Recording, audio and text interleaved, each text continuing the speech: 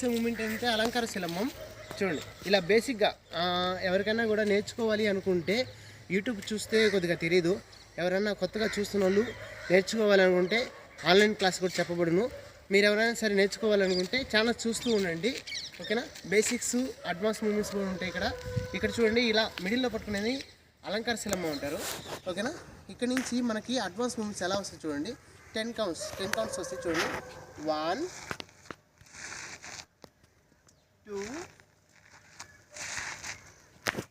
3 4. ఇక్కడ నుంచి స్టిక్ని ఇలా ఎగరేయాలి.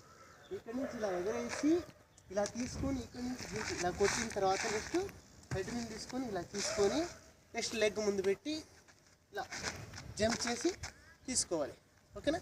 ఇక్కడ దాకా 10 కౌంట్స్ చూడండి. ఒకసారి రెడీ, స్లోగా చేసి చూపిస్తాను, మళ్ళీ మీకు అర్థం కాకపోతే వీడియో చూడండి. 1 2 3